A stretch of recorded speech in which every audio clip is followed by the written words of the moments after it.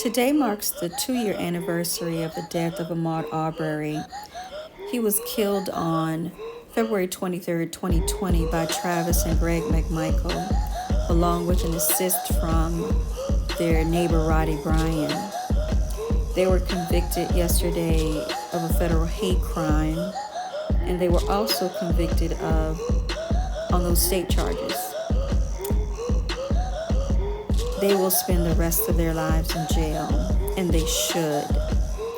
As you recall, the defense attorneys tried to convince the jury that the McMichaels weren't racist at all. Travis got on that stand and tried to look as innocent as he could, and he spoke as calmly as he could while trying to defend his actions for chasing, shooting, and killing Ahmaud Arbery, an unarmed man that was just simply taking a jog. The defense attorneys tried to convince us that none of those three men had a racist bone in their body. But as you see via the text messages that were discovered in court on the hate crime charges, these men were in fact extremely racist. Travis McMichael called black people savages, subhuman, monkeys, and the N-word.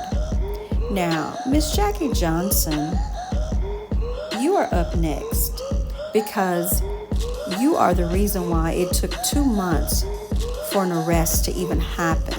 You decided you were the jury and that they were innocent.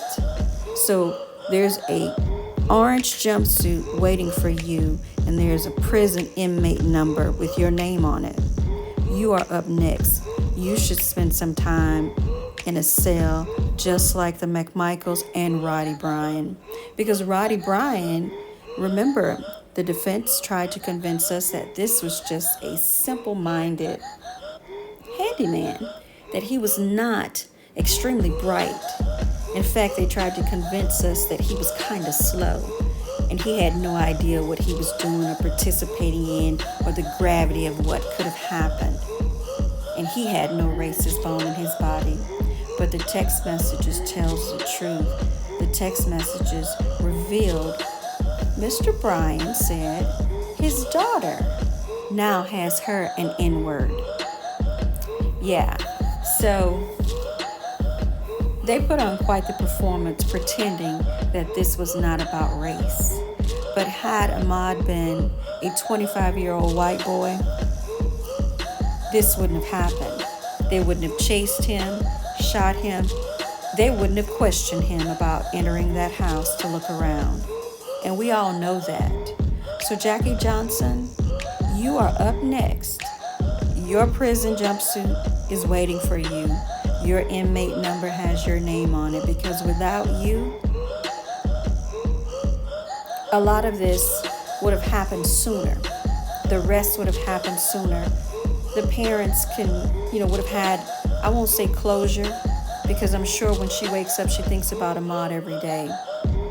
But you added to the pain of what they were going through, because you decided they should not go to jail. They should not be charged. But you are up next. You are up next. And you are dime a dozen. There are plenty racist judges. There are plenty racist DAs in this country. There are plenty of you. You guys are dime a dozen. So all I can say today is,